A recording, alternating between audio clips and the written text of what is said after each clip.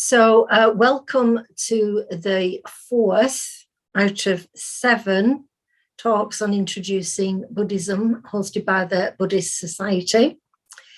And this evening, we're going to be looking at the Eightfold, the Noble Eightfold Path.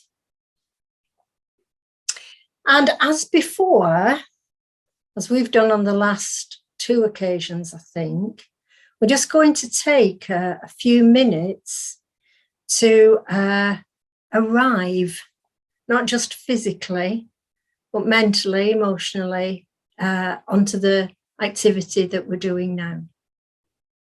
So maybe you want to think a little bit about your posture to make sure it's relaxed.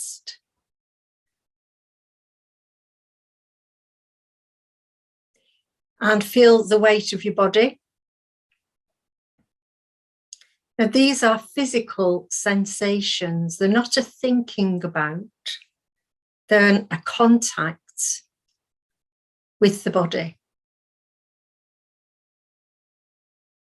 Maybe just do a little bit of a body scan down the body. Maybe relax the shoulders. Feel that weight of that body. Feel the weight of the body on the seat, on the chair that you sat on. Feel the feet on the floor. Skin on the clothes. Sorry, clothes on the skin.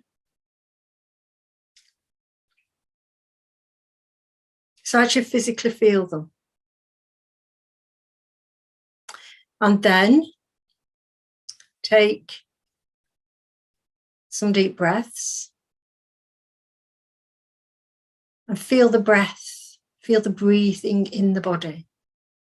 The stomach rising, the abdomen rising, the chest rising. Maybe you can even feel the air entering and leaving the nostrils. And just relax into that physical sensation of breathing and relax with the body.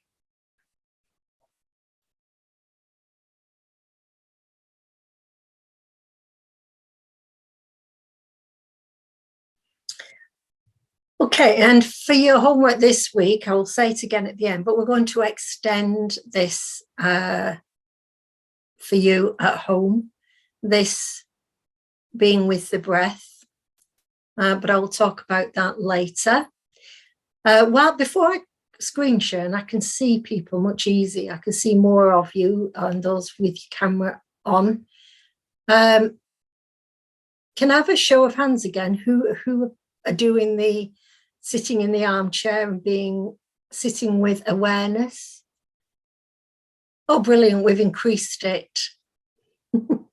That's good, because we had less of you the first time I asked.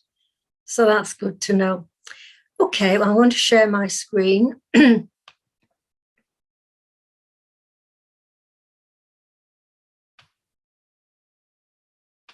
was important that you were deciding in advance when and a length of time.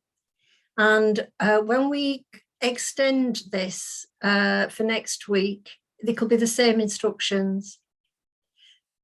Because even though you've been allowed to choose the time, you might begin to find that actually you don't like it.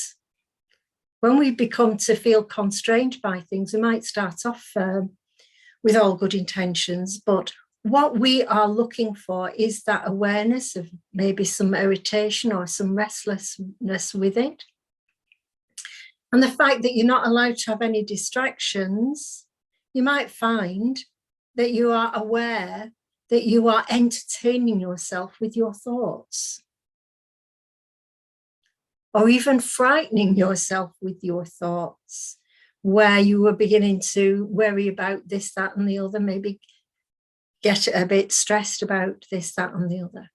So, as said before, this activity is increasing awareness. Okay, so we're on lesson number 4, the Noble Eightfold Path. And let's have a bit of a summary. So we are looking now the middle way and the 4 noble truths. So we're going to talk a little bit more this evening about the middle way. I know some people have been interested in that before, and hopefully it'll become a little bit clearer. And this sermon, let's remember, was the first sermon given by the Buddha. And he was a bit concerned about teaching what he had seen, what he had realized, because he felt that it would be too difficult to explain to people. But he was persuaded otherwise, and to teach to those with only a little dust in their eyes. So he went to find his 5 disciples, who, if you remember, had turned their backs on him. They'd left him because they felt that he was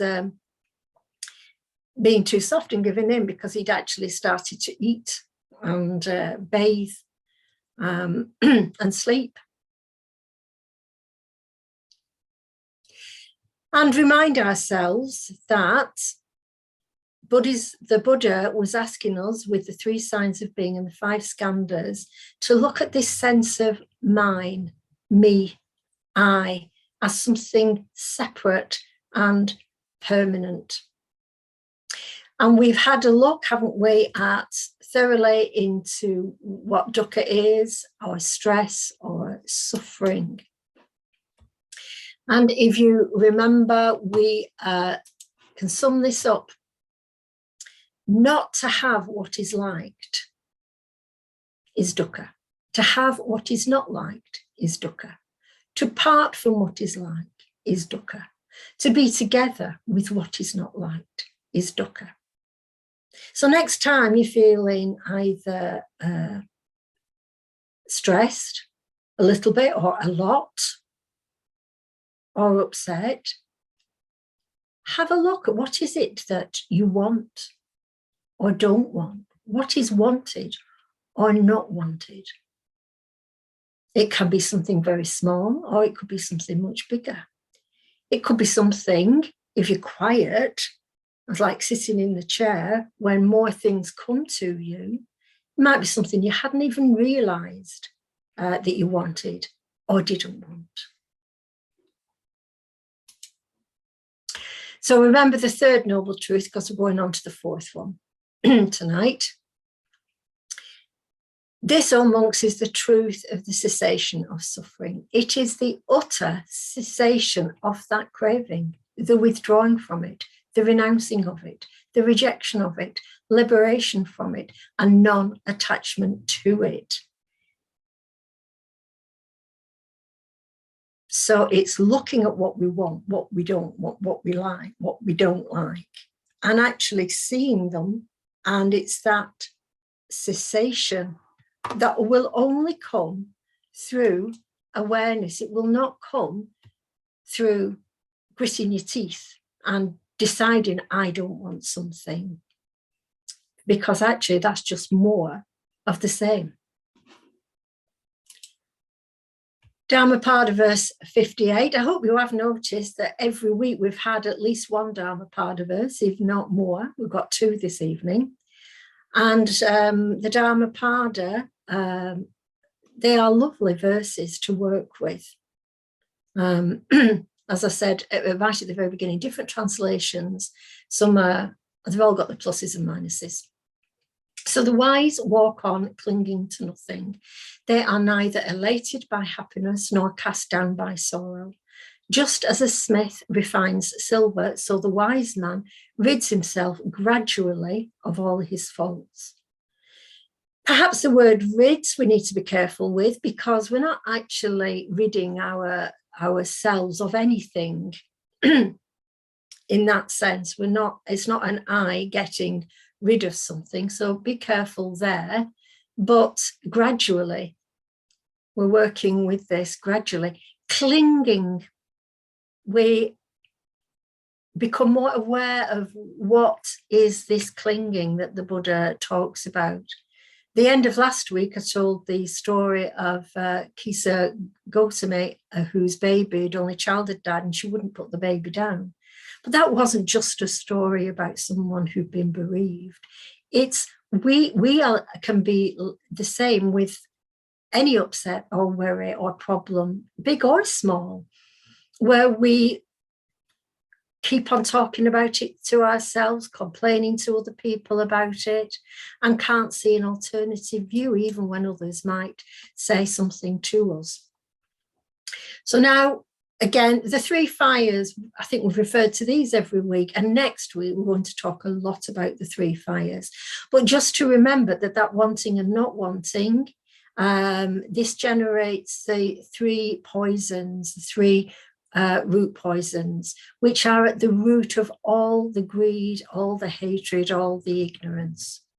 So we're just keeping those in mind there, but we'll look at working with them more next week.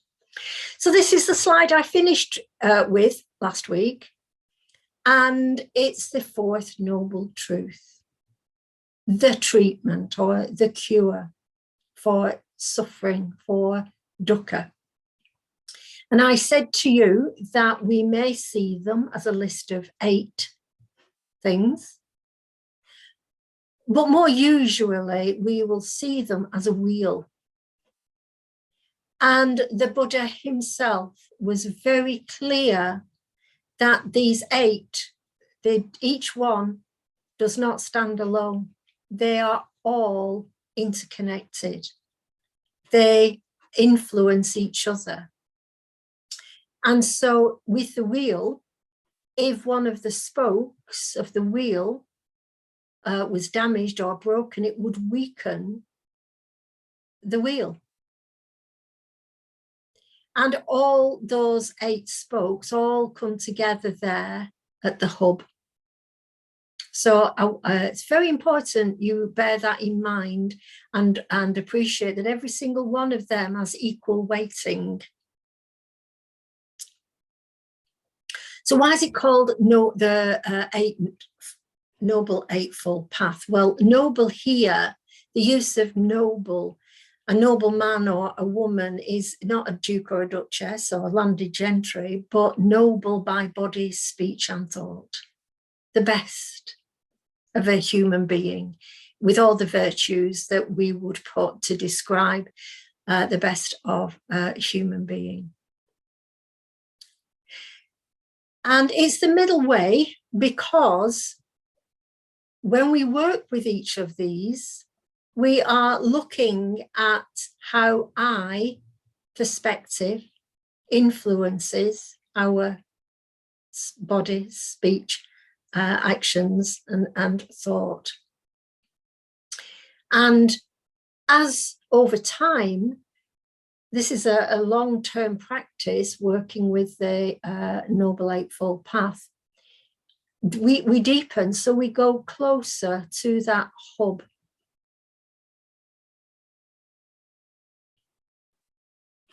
Okay, so first of all, before we start, I want to tell you about the parable of the raft. All parables and all stories that you are told are meant they're speaking to you personally. They're not something abstract. So always bear that in mind as well. So the parable of the raft is very famous story, usually told at the beginning of people coming into Buddhism as now.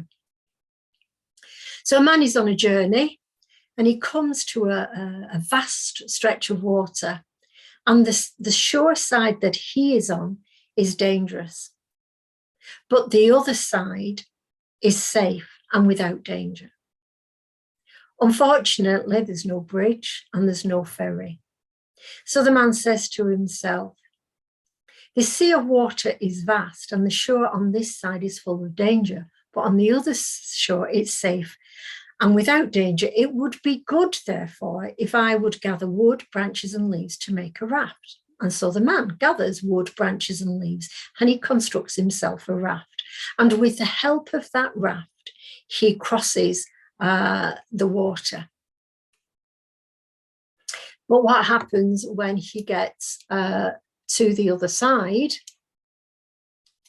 He says to, the Buddha said, having crossed over and arrived at the other side, and the man thinks, this raft was of great help to me. With its aid, I have crossed safely over to this side. It would be good if I carried this raft on my head or on my back wherever I go. So that raft's been extremely useful to him, and he's now thinking about keeping it with him on land. Well, actually, that wouldn't be useful, would it?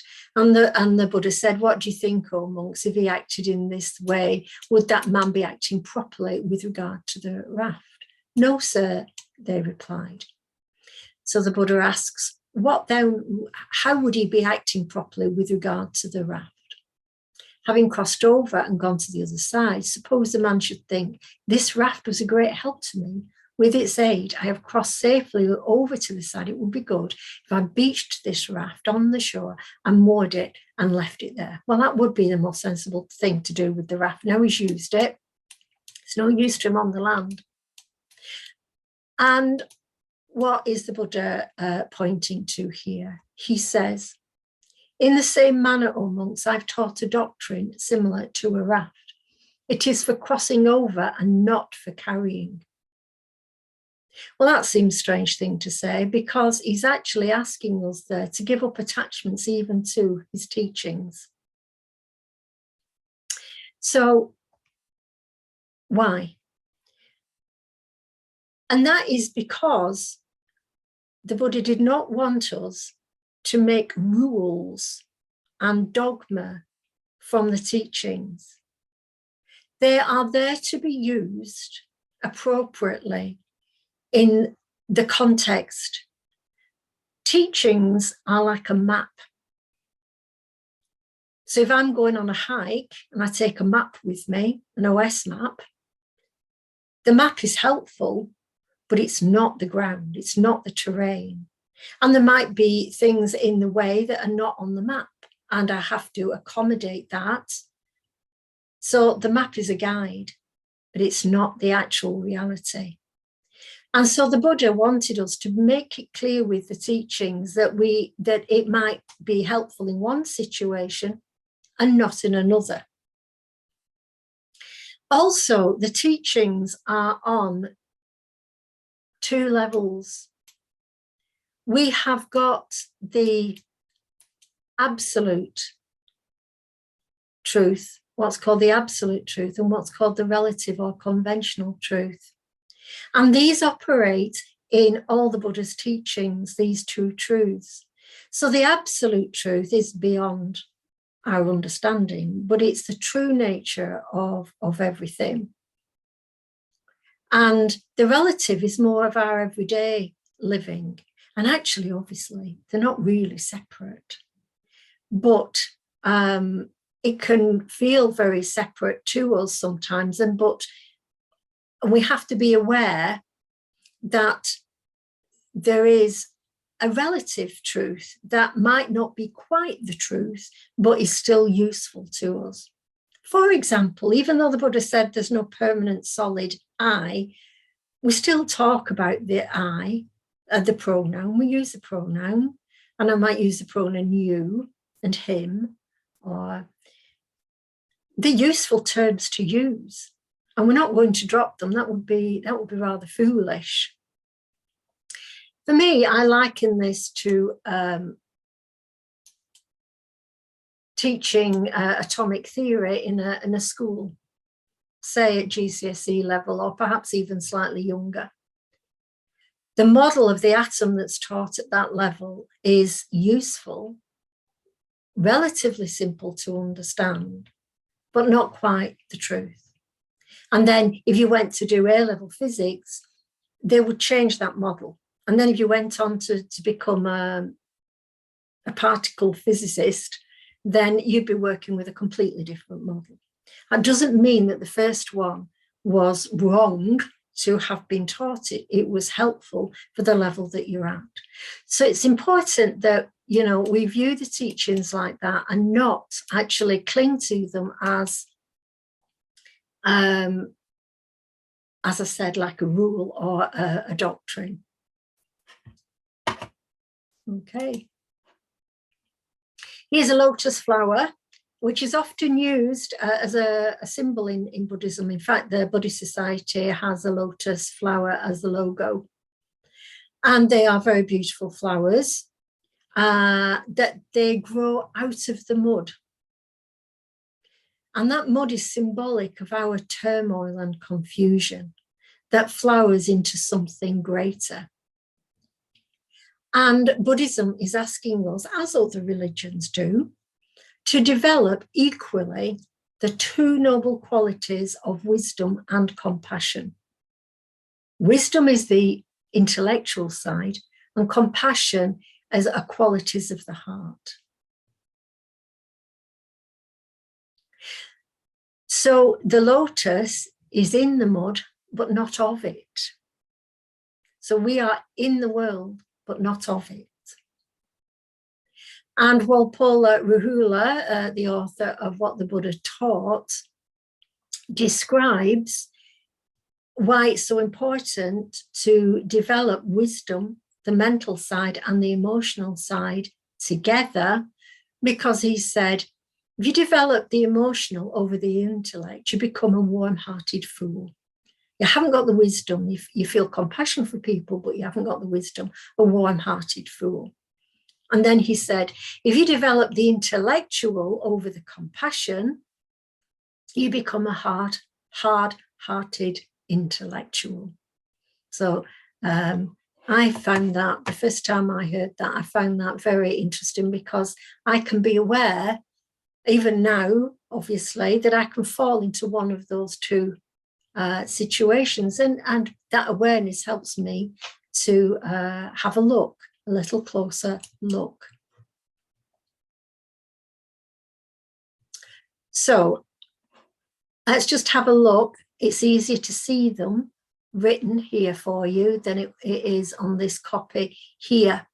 I haven't put the Pali or Sanskrit words for this. I just felt that it was a little bit information overload.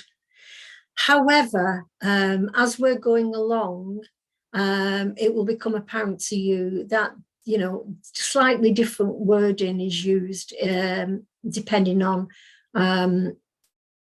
which wheel of which noble eightfold path you're looking at. So this particular one here has right view, right intentions, right speech, action, living, effort, concentration, and mindfulness. So if I didn't already say, I'm saying it again, right, not as in wrong, but right as in skillful.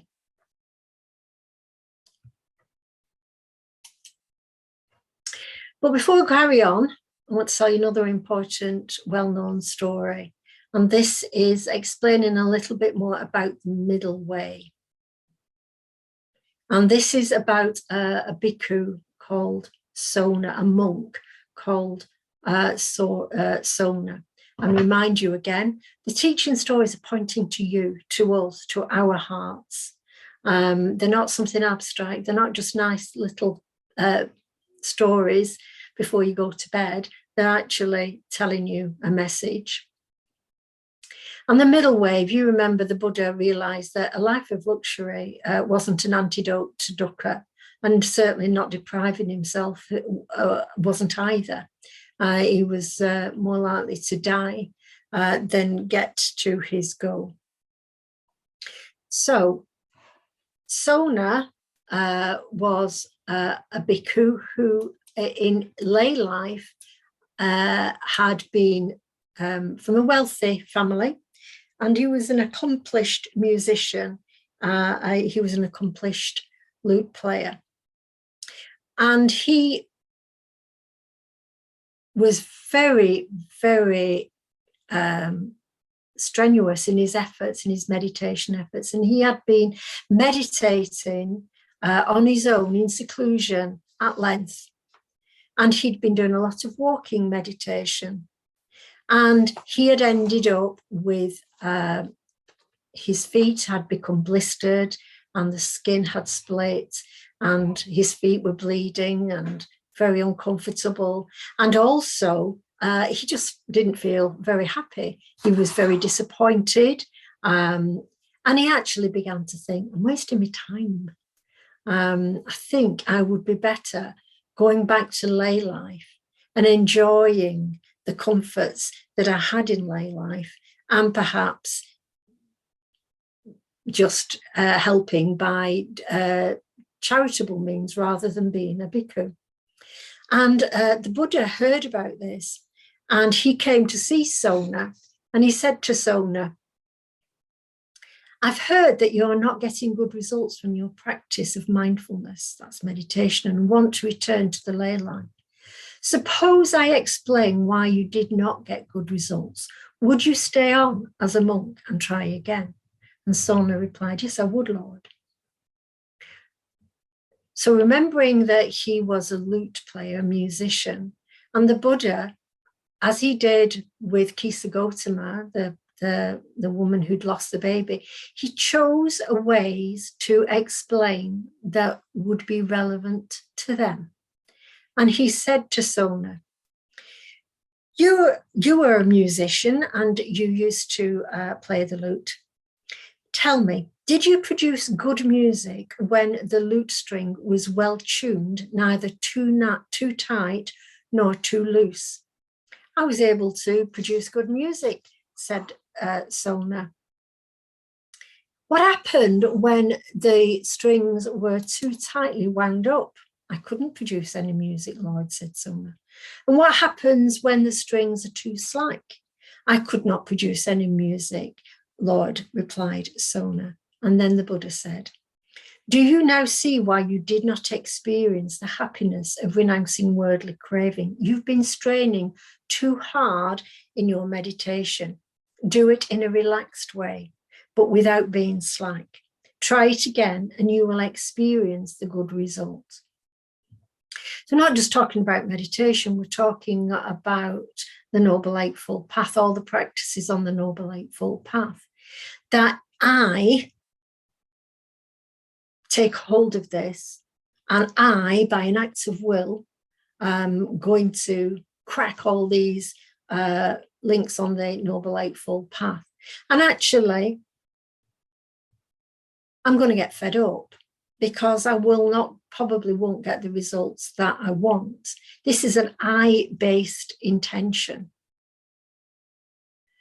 And we can see that in other things that we do. We take up new hobbies and maybe buy all the equipment that we need for them and then give them up because, we haven't given them time to become accustomed to whatever it is that's being demanded of us. We're going straight in there. So these swings are quite typical of I, because the next thing, Sona's given it all up. 1 minute he's trying so hard, and then he's very quick to say, well, that's it, I'm not doing it anymore. And these swings are very typical, as I said, of this I, which produces impulsive or even compulsive behavior in us. So think about the story of Sona when we're looking at the middle way, because the middle way was not too tight and not too slack. That Noble Eightfold Path, those 8 factors on that path, are grouped into 3 categories. These are called the 3 pillars of Buddhism. And they are wisdom, and I've put the Pali term there, prajna, or panna is the Sanskrit, sila, which is the moral discipline or the ethical conduct, and mental development, samadhi. So we've got 8 of them. So we've got 2 here, 3 here, and 3 here. And these are likened, these 3 pillars, they're likened to a tripod. And for a tripod to be a good tripod, to be an effective tripod, All the legs of the tripod have to be the same length and the same strength. And so it's a reminder that we are cultivating the wisdom. And to do that, we have an ethical code, an ethical conduct. And it's the heart and mind that we are training, that is being cultivated. So we're going to look at them now. We're going to look at each of these in the categories so that we link them together. And the first one that we are going to look at is the wisdom category. And you will notice that with some of them, again, I haven't used the Sanskrit or the Pali, but I have used different English words. And and I said earlier, there are different translations of these. Some I personally like, some I don't. So when you look this up later, maybe somewhere else, you might get slightly different headings. Right view, or here it says right understanding. You might not be able to read that, but that says right understanding, and I've called it right view. I've also called it clear seeing. This is always here on the Noble Eightfold Path, and it's always listed as number 1. Remembering they're all of equal importance, but that starts things moving. Right view. On an absolute level, rather than the relative everyday level, on an absolute level, right view or clear seeing would be clearly seeing how everything is impermanent. All the causes and the conditions that have come together for something to arise. Maybe something physical, but maybe an emotion or an idea. On a relative level, it can be something as simple as misreading a text or an email that somebody sent you and deciding that actually they're being difficult. That happens to me. In fact, I'm not careful when I'm in a hurry, and I get a text from somebody and I think they've not thought that through, and it makes me feel irritable. That is not the right view or clear seeing. We know this. We know we get things wrong because it's there in our language. We'll talk about I haven't got a clue, or he can't see the wood for the trees, or we can say love is blind. We know strong emotions cloud our visions. Sometimes we have to apologize because we've got it wrong. So what this is asking us to do, so maybe we're here, is to deepen this with the rest of these factors on the Noble Eightfold Path. Do you remember the parable of the rope, where a man was walking on a path, a mountain path in India, and he thinks he's seen a snake and actually ended up being a rope, and then actually ended up being a string of jewels. And why did he see a snake? Because of his perceptions, maybe his expectations of where he was and the time of the day. All these things, when we did the 5 skandhas, we were looking at perceptions, not just perceiving, oh, that's a table, but perceptions as in, I don't think that's right, I don't like that, perceptions. The next one is right thought, or it's sometimes translated as right intention. Thinking is extremely useful, isn't it? However, we do it too much. We're constantly chattering. And a lot of our thoughts are me, me, me. I don't like, I want. She has upset me. And thoughts generally have an intention, that there is a wanting from them. They propel us into actions or speech. So we need to learn to consider our view of something, and in awareness of the thought streams.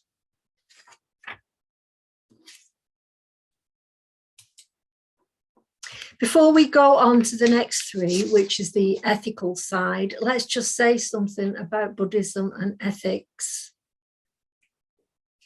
There is no commandments handed down from outside in Buddhism. So God gave us the 10 commandments, thou shalt not, thou shalt not.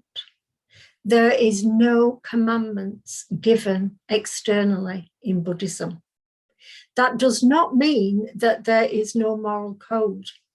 Some people think that Buddhism doesn't have a strong moral guidelines. It does.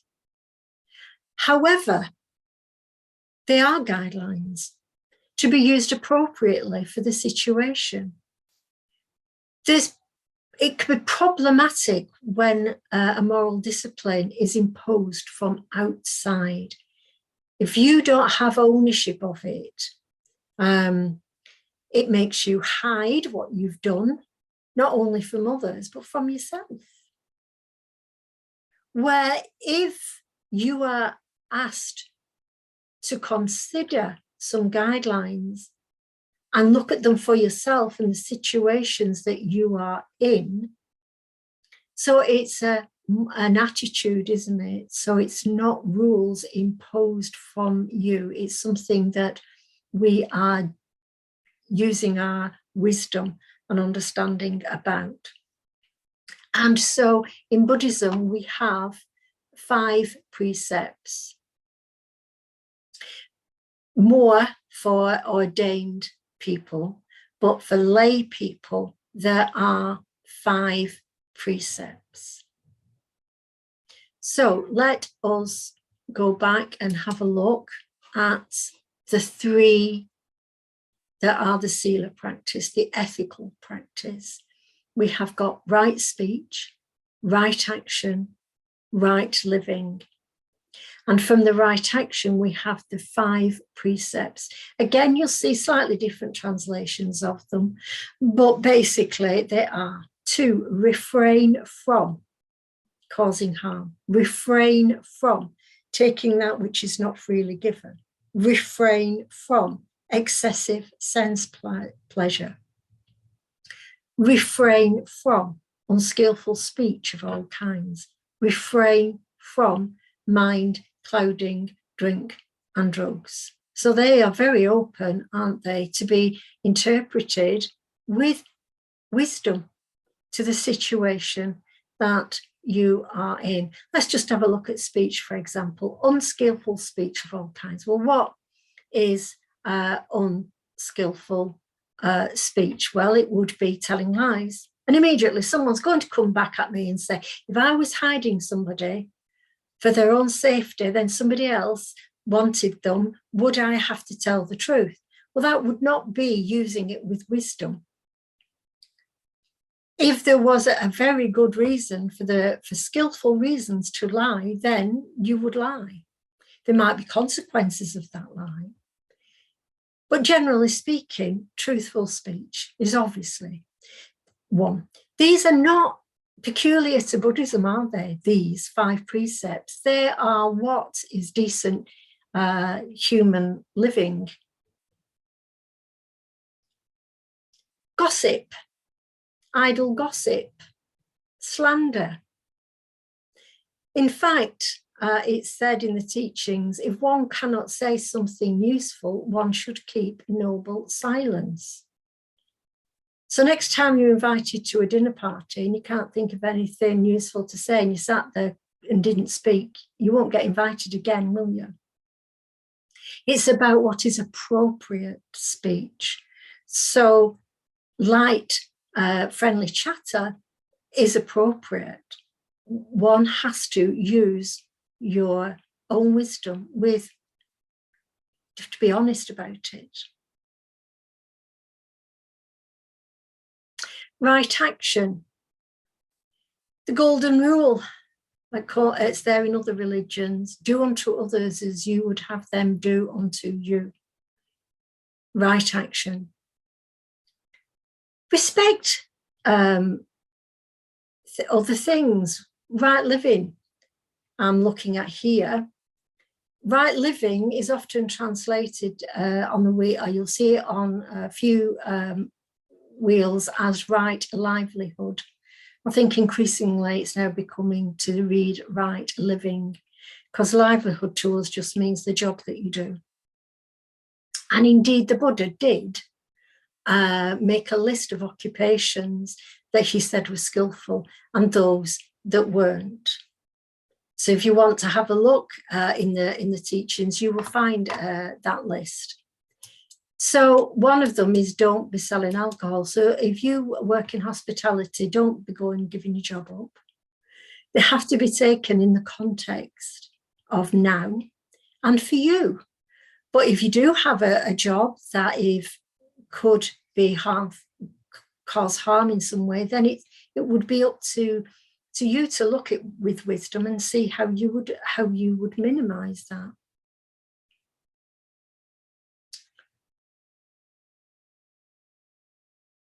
Right living would also include looking at the environment as well. And again, all with wisdom as to what is appropriate. So if you're a Buddhist, does it mean that you have to be teetotal? No. But you might want to look at how much you drink, or certainly wouldn't be asking you to get drunk or to take drugs that would make you behave in a way that was unskillful.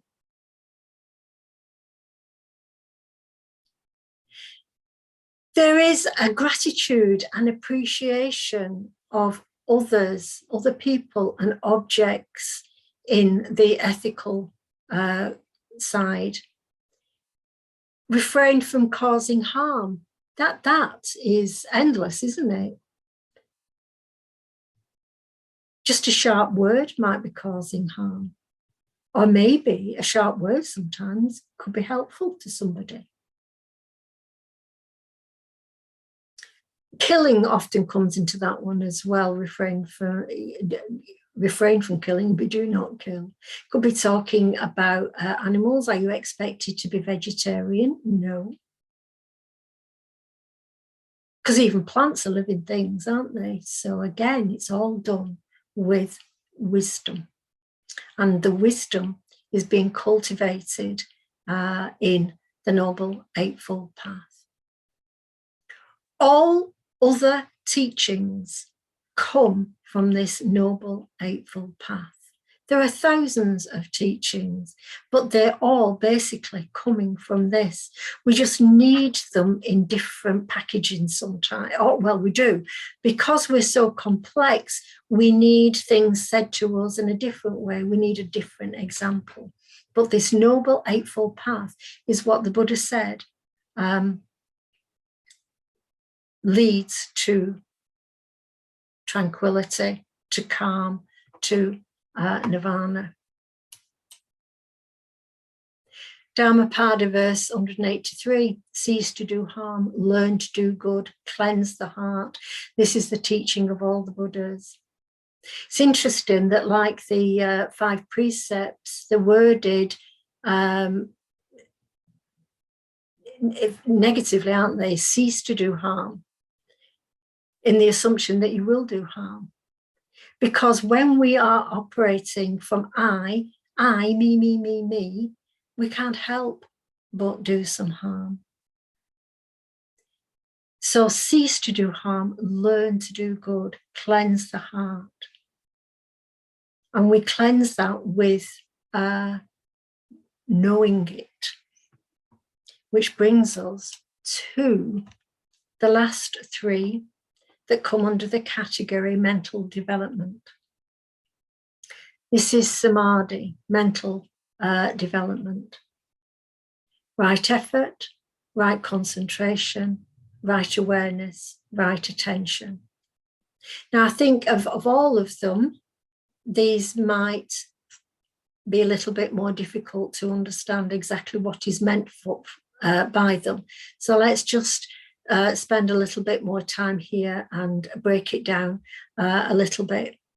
Right effort perhaps is a little bit easier to understand, and it includes the four great efforts: to avoid, to overcome, to cultivate, to foster. So basically, we are cultivating a new mental attitude, and we're putting energy and effort to do it. So to avoid or to overcome that which is harmful or unhelpful or unskillful to self and others. So, for example,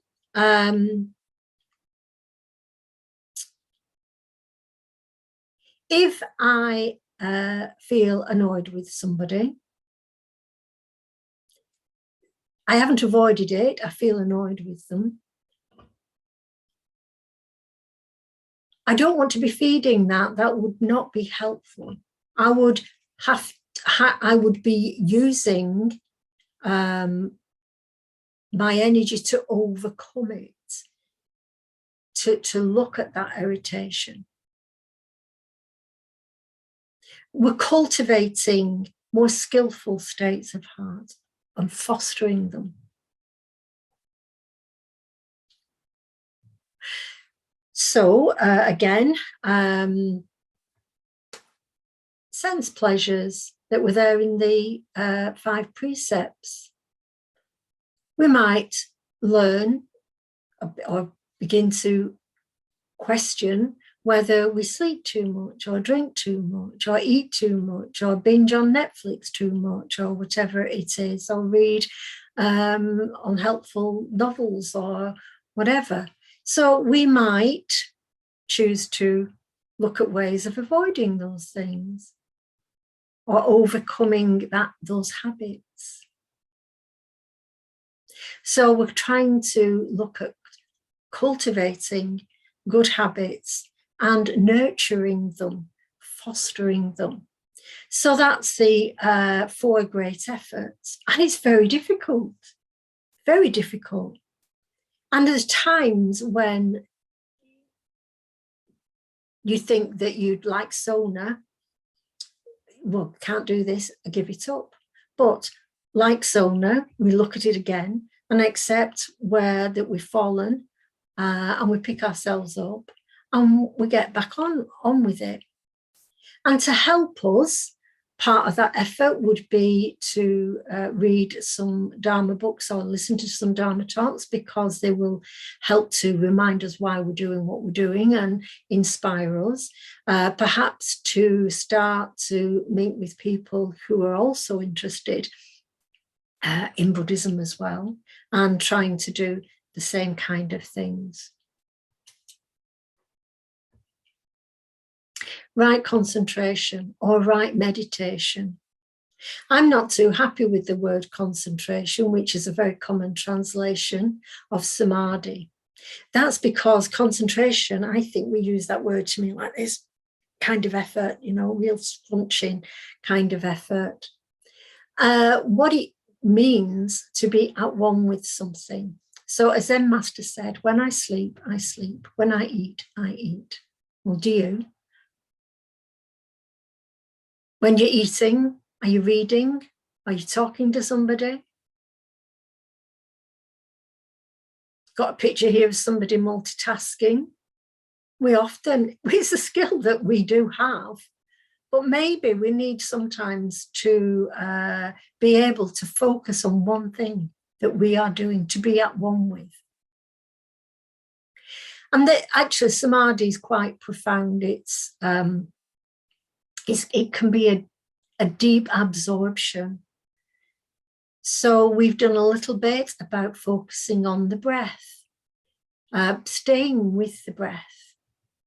And that can come from that calm and tranquility and greater awareness of thought streams. So one who can practice this is able to keep his mind unperturbed. They are not jumping here and jumping there, because this is what our hearts and minds do. Our thought streams can be all over the place, can't they? Interestingly, not if we're doing something either very fiddly or dangerous or something very that we're enjoying doing. We have a natural propensity towards samadhi. But generally speaking, it's something that we are cultivating. And we do that in a formal meditation session. Right awareness or attention. This is a translation of the word sati. You are more likely to see this translated as the word mindfulness. And I think that word now has become so common in our language that it's going to be around for a long time. And it's a translation of the word sati. But here, I've preferred the words right awareness or right attention. Mindful, I appreciate why it was translated as mindfulness, as in the opposite of mindlessness. You know, if I'm going about my day-to-day activities mindlessly, I'm not really aware of what I'm doing. So that's where the word mindful comes from. However, it does have a sense of it's something I am doing. I am being mindful. That's how we would use the word. And this is absolutely nothing to do with I at all. So for that, I just want you to do a little activity. I actually want you to do what it says there, and that is to take your arm and just pinch it underneath. So to actually do that, do it, pinch it now. It hurts. Stop it hurting. Stop that feeling. You can't. It's nothing to do with you. That sensation came into awareness, came into consciousness. The consciousness is a knowing, but we're not always aware of what is in consciousness. So perhaps a better word is attention. And what we want to cultivate awareness of is body and thoughts. And here at the bottom, I am those thoughts. I, me, I want this, I don't like that. I'm a constant stream of picking and choosing and judging. I am them. I'm not quite sure I like observer mode, but the picture, it gets at what I wanted to get at. And that is that with meditation, we get this awareness with this separateness, this distance between these thoughts, so we can see them clearly. Okay, I'm going to leave that till next week because I'm conscious of the time.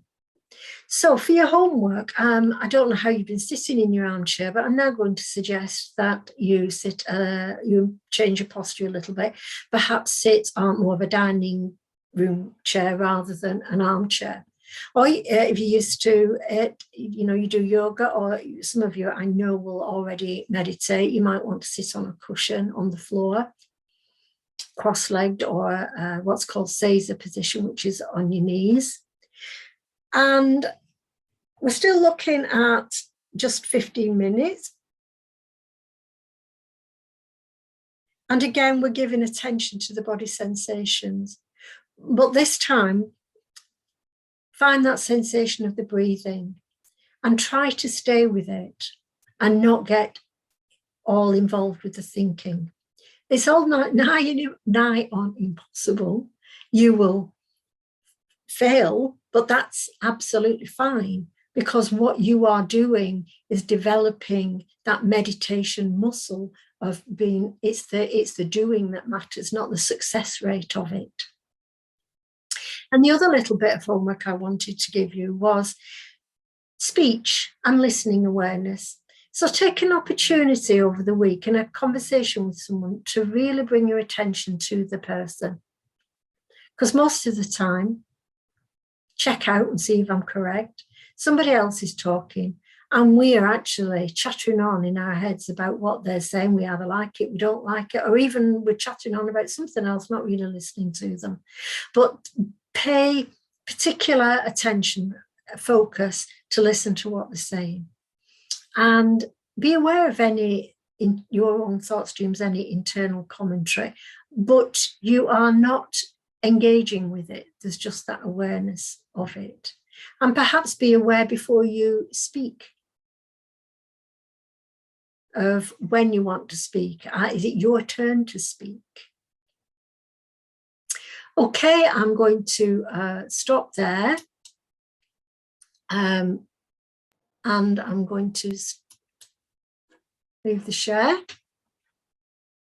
And if anybody has got any comments or questions, either send them to Lavinia or unmute yourselves, raise your hand, and Lavinia will unmute you.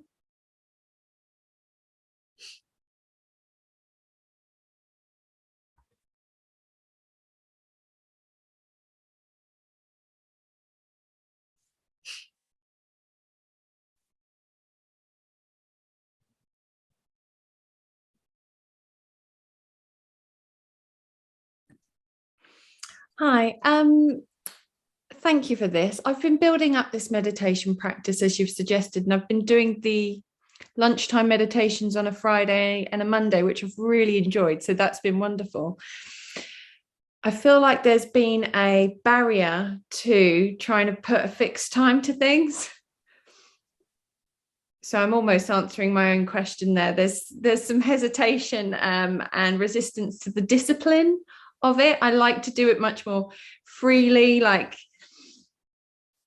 but I think it would probably be a good idea to be slightly a bit more uncomfortable and try and fix something. Yeah. Thank you. No, thank you. And partly this is what happens. I start to resent things and to start to interfere. But also it needs to become a regular routine 5 or 6 times in the week. And it helps if it's always at the same time. You'll find there'll be less arguments with yourself about it if it's something that's become a routine. Yeah. Thank you so much, Olwen. I have got one message in the chat. The question is asking, does Buddhism advocate a vegetarian or vegan lifestyle? Why or why not? Based on the refrain from causing harm suggestion. Thank you.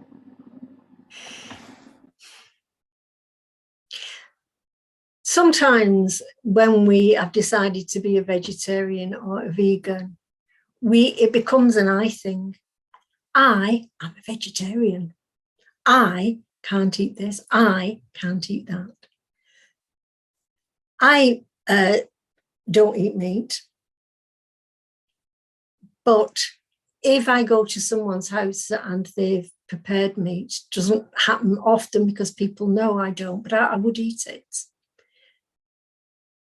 It's being sensible about these things, and you don't have to be a vegetarian to be a Buddhist. I believe the Dalai Lama is not a vegetarian. There's a lot, it's not practical in Tibet or other parts of the world.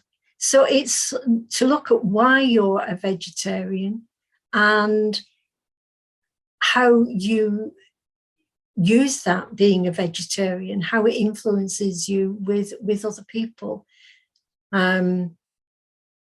because it is quite interesting now, isn't it, with all these dietary things that are for medical reasons, and then they become an eye thing as well. So it's really your own judgment and what you feel about it. I think the Buddha wasn't vegetarian, and I think he actually said that what he didn't want was something being killed for him, being, taking a goat or whatever at the time and killing it just to feed him. He didn't want that. But he would eat meat.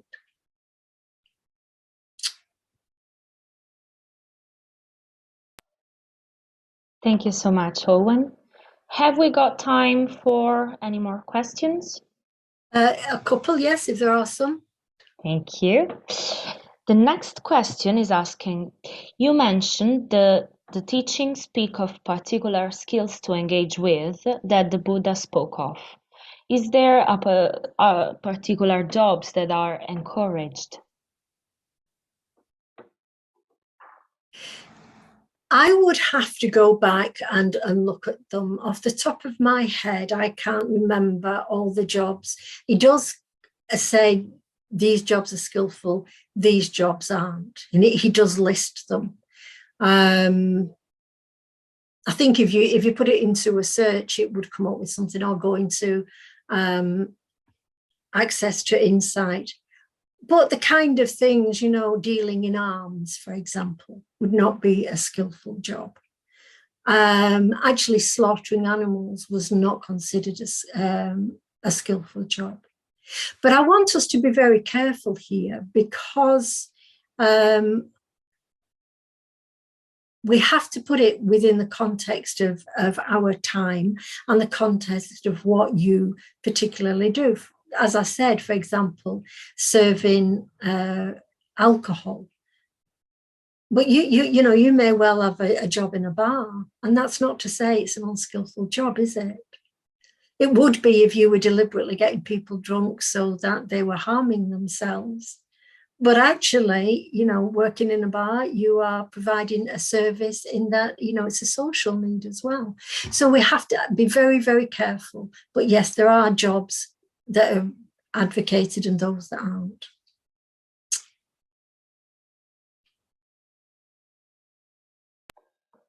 Thank you so much. I do not have any more questions in the chat for the moment. Okay, well, thank you. So it's nearly 20 to 8, nearly an hour behind there. So hopefully I will see you next week, and we will look at the wheel of life. So thank you. Okay, bye.